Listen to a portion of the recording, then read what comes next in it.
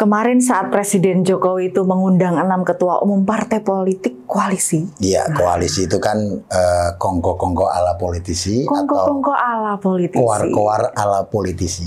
Ya, moga-moga ada isinya kan itu. Nah, gimana dengan 6 ketua umum pendukung pemerintah kemarin, koalisi pemerintah? Nah, kemarin di hari Selasa kemarin itu diundang ke istana tentunya. Pas hari kemarin ya. Betul sekali. Terus? Dan beliau-beliau ini dipanggil oleh Bapak Jokowi. Oh.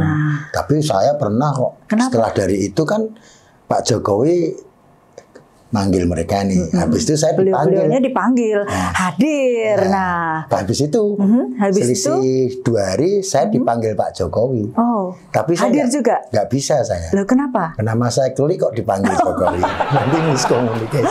Jadi harusnya manggilnya klik gitu ya. Jangan dipanggil Pak Jokowi gitu. Biar Pak Jokowi aja ya yang ini ya. Kenapa? Ada telepon. Oh, ada telepon. Sampai gitu ya? Ada getar nih. Ini 6,5 skala ini? Iya.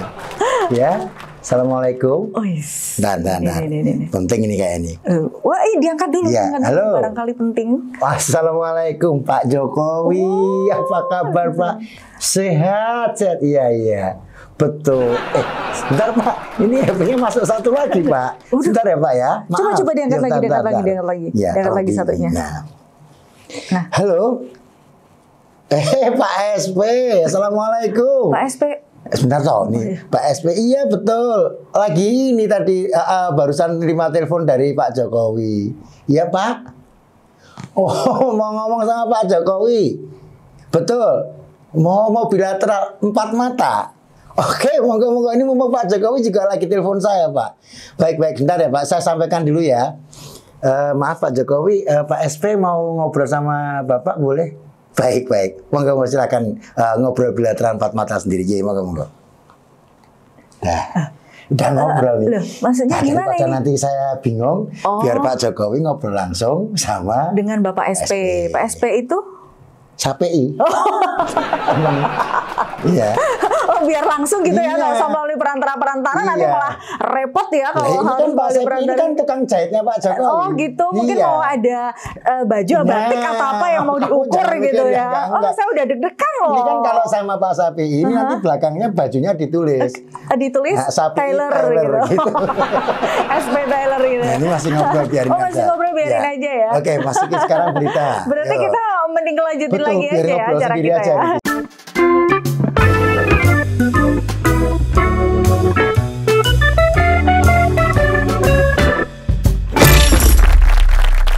Assalamualaikum warahmatullahi wabarakatuh. Salam sejahtera bagi kita semuanya. Salam jumpa pemirsa. Kali ini kita jumpa di paket aksi acara Lipatan 6, yakni Liputan, Parodi, dan Plesetan.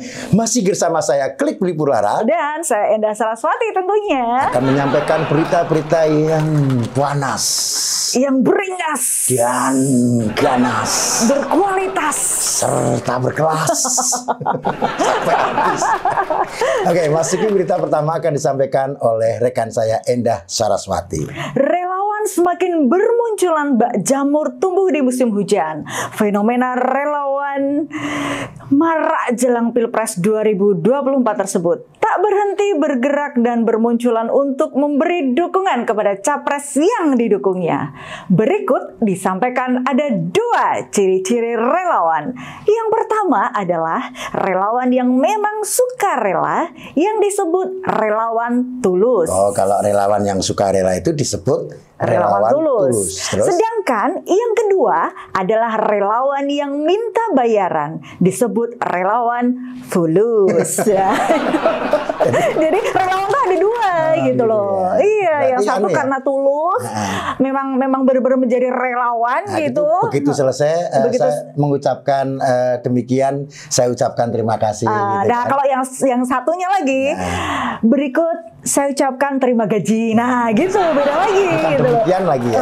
Tapi demi cuan, saya ucapkan terima kasih. Saya ucapkan terima gaji. Nah, gitu. Yang fulus. Yang fulus. Jadi ada gitu. 2 ya. Lumayan juga ya. Ternyata masing-masing ini ya. Masing-masing tuh ada maknanya ya. Betul. Berikutnya kita sampaikan berita selanjutnya, yaitu sebagai relawan yang baik alias pendukung setia atau simpatisan militan, itu sebaiknya jangan suka menebar atau bahkan menyebar hoaks. Karena yang namanya hoaks tersebut adalah merupakan kegiatan yang memang cenderung bohong aksinya. Hoaks itu bohong aksinya. Bohong aksinya. Artinya tidak sesuai dengan data yang notabene dasarnya adalah fakta. Data dasarnya adalah fakta. Nah, kenapa? Makanya saya bilang segala sesuatunya sebelum di-sharing itu disaring dulu. Oh iya, harus difilter dulu. Karena kalau hoax itu kan ada yang bacanya hoax, ada yang bacanya hoax. Ada yang bacanya hoax, ada yang bacanya hoax. Nah, gitu ya. kalau memang ada yang hoax itu ibarat sebuah peribahasa, kalau bisa biarkan saja seperti anjing menggonggong kafilah berlalu. Anjing monggo kafilah berlalu, biarin aja ya gitu kalau hoax ya. Karena pasti akan bunyinya hoax, hoax, hoax. Hoax gitu ya. Lebih tepatnya gitu. Iya, hoax, hoax, hoax. Gitu. Lebih tepat mana? Ya, itu kan. Saya apa kamu? Kalau miripnya mirip kamu kan. Ini yang anjing siapa ya sebenarnya? Ini hanya memberikan contoh dan kalau bisa hindari ujaran kebencian itu yang selalu disampaikan oleh Bapak GP pada saat olahraga di Senayan. Tak boleh kita membuli, nggak boleh kita membenci dengan siapapun, karena tidak boleh ada modus di antara kita. Betul sekali. Makanya biarkan anjing menggonggong, kafilah kita berlalu itu supaya tidak ada hoax, hoax, hoax. Hoax gitu loh. Bukan hoax loh. Yang penting jangan ada modus di antara kita. Oh, jangan ada modus di antara kita. Maksudnya kok modus? Modalnya dusta. Modalnya dusta ya. Berikutnya Mbak Endah memasuki di berita selanjutnya. Silakan Endah Saraswati. Safari politik terus dilakukan beberapa bakal calon presiden di sejumlah daerah. Salah satunya di Jember, Jawa Timur. Bakal calon presiden yang diusung dari PDI Perjuangan Bapak Ganjar Pranowo menyapa warga dengan berolahraga bersama. Selain berolahraga dan menyapa warga, Ganjar mengajak warga untuk bijak dalam menggunakan media sosial. Sebut saja semacam platform Twitter yang memiliki makna transfer informasi tetap santer. Jadi Twitter itu ya. Jadi masing-masing punya makna. Seperti WA. Seperti WA. WA itu sebetulnya bahasa yang punya itu malah orang Jawa. Iya, kemudian masa orang Jawa WA WhatsApp gitu iya, begitu orang luar bikin HP itu, smartphone itu, platform WA itu sebenarnya itu berasal dari bahasa Jawa. Oh, apa itu bahasa Artinya Jawa? Menunjukkan kepunyaan. Menunjukkan kepunyaan. Bukan maksudnya WhatsApp gimana? awalnya. Ya, WA-ku dan WA-mu. Itu kan Oh, iya, WA-ku dan WA-mu. Punyaku dan punyamu. Jadi gitu, kalau ada seorang perempuan berkenalan dengan cowok baru kenalannya, kemudian dia saling menukar nomor WA, terus perempuannya bilang, Mas jangan lupa ya. Kenapa? WA-mu nanti dimasukkan ke WA-ku. Nah itu bahasa yang perlu diwaspadai. Diingatkan bahwa itu bahasa WhatsApp itu WA itu menunjukkan kepunyaan kalau bahasa Jawa. Jangan sampai salah tafsir ya. Iya kan? Itu salah satunya. Berikutnya kita masuki di berita tentang gaspol. Istilah gaspol itu adalah merupakan istilah yang memiliki makna, yakni Ganjar Safari Politik. Nah, sekarang salah satunya itu diwujudkan ketika gaspol alias Ganjar Safari Politik di Jember, Jawa Timur kemarin. Pasalnya bakal calon presiden dari PDI Perjuangan Ganjar Pranowo menyapa warga dengan berolahraga bersama. Dan ini dinilai gaspol Ganjar Safari Politik yang cerdas. Karena secara tidak langsung Ganjar mengajak para pendukungnya untuk sama-sama memberi dukungan kepada para atlet Indonesia yang sedang berlaga dalam pesta olahraga se-Asia Tenggara atau SEA Games yang digelar di Kamboja. Ini menarik keren sekali. Banget ya. Karena kan kalau kita bicara masalah bahasa jurnalis olahraga, itu kadangkala tidak suka didengarnya kurang pas. Sebut saja nih, macam atlet Indonesia berhasil menggondol medali emas dari Kamboja. Menggondol dari emas dari Kamboja sampai ke Indonesia itu kan Barang Bisa sambil ngebayangin ya? merangkak lah, kan itu bahasa jurnalis, iya. itu bahasa makna kias. Makna kias ya tentunya. Atau ada berita contoh lagi misalnya. Contoh lagi Nah, misalnya. Itu. Apa contohnya Mbak Indah? Misalnya ini bahasa jurnalistik kan banyak itu. Misalnya atlet Indonesia apa?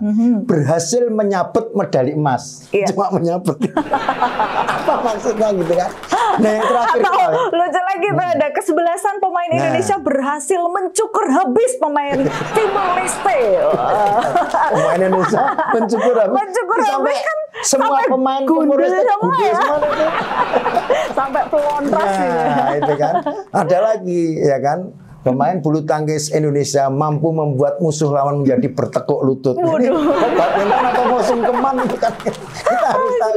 Nah, bahasa-bahasa seperti inilah yang harus. Nah, ini hebatnya Gaspol itu. Iya. Jadi sambil berolahraga sambil memberikan dukungan kepada atlet-atlet Indonesia semoga menjadi juara umum kembali. Itu salah satu contoh ya, satu contoh bahwa Bapak Ganjar itu memang peduli ya kan, betul. merangkul Dia gitu peka dengan masyarakat. Ya. Kalau pimpinan yang paham itu dia akan peka dengan peka situasi. ya, iya. Tapi kalau nggak paham itu pimpinannya nggak peka. Apa tuh? Pekok.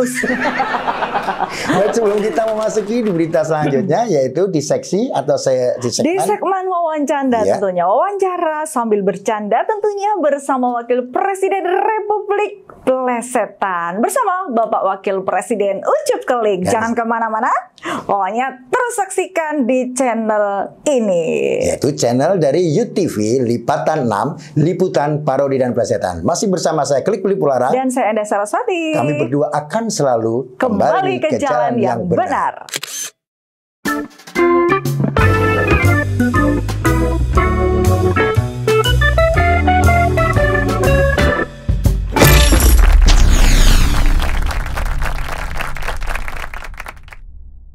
Nah pemirsa, kini tiba saatnya di segmen yang kedua tentunya. Segmen wawancara sambil bercanda. Nah untuk kali ini kita akan bertanya-tanya lagi tentunya ya dengan Wakil Presiden Republik Plesetan. Ya sudah ada di samping saya. Bapak. Salam jumpa. Iya, ketemu lagi dengan saya. Jangan bosan-bosan ya Pak ya. Enggak bosan ya Pak ya. Mohon maaf loh Pak, saya mengganggu terus loh Pak waktunya. Ini tim dari UTV ini memang seperti ini Pak. Betul. Kerjaan ya Pak. Demi untuk rakyat kita harus leluasa. Wah ini salah satu contoh ya. Salah satu contoh pimpinan seperti ini ya. Harus seperti itu Mbak. Iya. Karena kan yang namanya pemilu kan sudah mulai mendekat. Nah ini harus kita persiapkan. Betul sekali. Sudah kelihatan hilalnya itu ya. Iya, mulai nampak ya. Nah ini nih saya mau bertanya-tanya nih. Ya. Ada satu pertanyaan dari pemirsa yang akan saya tanyakan. Bahwa dalam dunia politik itu kan sering sekali ya yang namanya sangat sulit sekali intinya, sangat sulit sekali untuk membedakan mana kawan, mana lawan ya kan. Nah itu kalau menurut pandangan Bapak bagaimana? Karena kan kadang terlihat dekat, tapi ternyata menusuk dari belakang. Nah itu kalau menurut Bapak, pengalaman Bapak bagaimana ini Pak? Mungkin pertanyaannya itu tepat sekali dan mungkin sangat ditunggu-tunggu oleh pemirsa. Wah berarti dapat 100 Pak? Iya dapat 100 sama sepeda. Wah enak dong Pak dari sini. Wah ini masing-masing juga dapat ya? Nanti pertanyaannya soal ikan. Apa itu ikan? Apa Pak? Malah kayak Pak Jokowi. Sepeda kenapa hadiahnya sepeda? Karena sepeda itu semua pengen dapat. Oh ya. Nah sekarang kembali lagi ke tentang mana kawan mana lawan dalam dunia politik. Itu tidak ada istilah kawan, tidak ada istilah lawan. Karena dulunya mungkin dia lawan.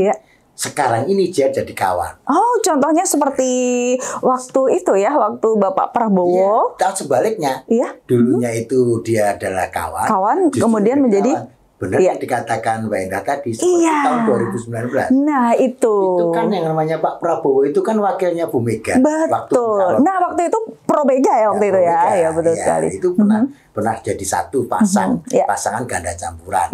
Meskipun saat itu dia belum mendapatkan kemenangan, ya kan? Nah, tetapi di 2014 5 tahun yang kemudian ya kan itu Pak Prabowo menjadi rivalitasnya PDI lagi kalau sama Mbak Mega kawan. Sekarang di 2014 saat itu dengan Pak Jokowi menjadi rivalitas.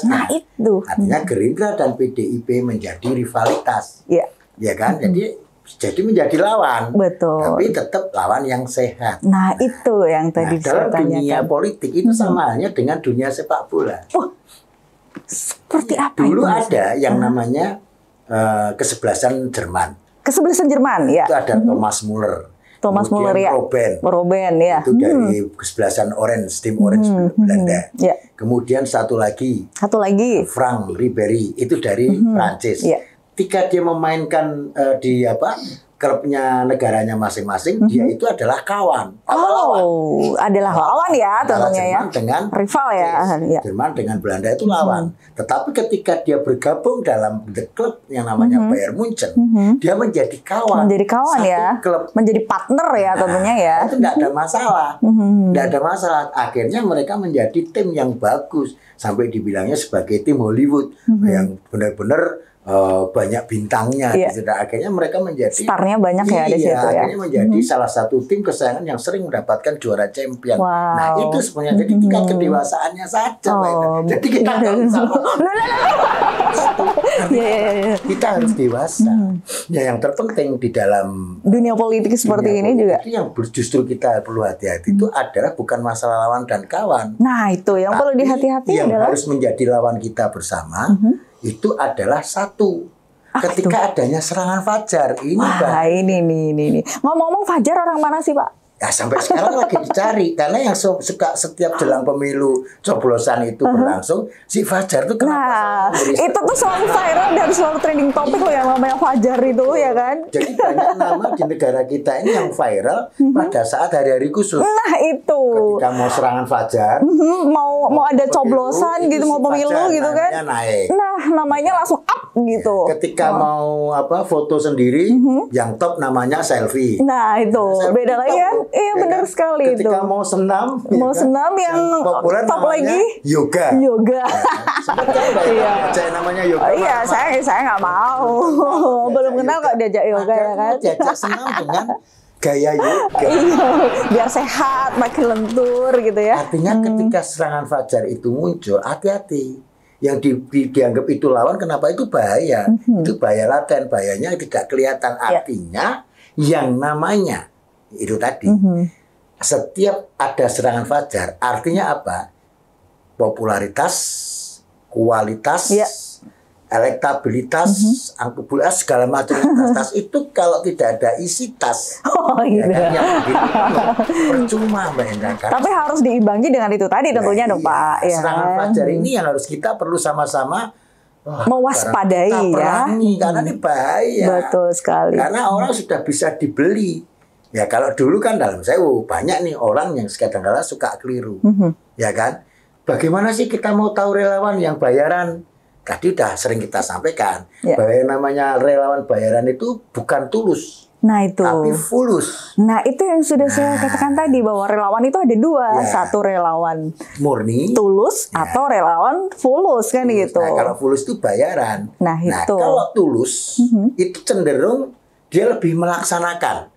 Oh berarti mengerjakan, do it gitu ya, DOIT gitu ya. Adalah do it, laksanakan ya, oke. Kerjakan, siap. Nah itu kalau benar-benar. Itu kalau tulus ya, relawan tulus seperti itu ya. Tapi kalau relawan bayaran bukan do it, lalu do it. Karena DUIT ya bedanya. Pertimbangannya adalah uang. Bukan DOIT ya, tapi DUIT ya. Gitu. Nah makanya kalau seperti itu terus, ya kan, yang dikhawatirkan. Ya kan, sinetron para pencari Tuhan akan berkurang. Akan berkurang menjadi para pencari cuan. Nah, itu yang dibangun para pencari cuan. Nah, kita harus lebih waspada.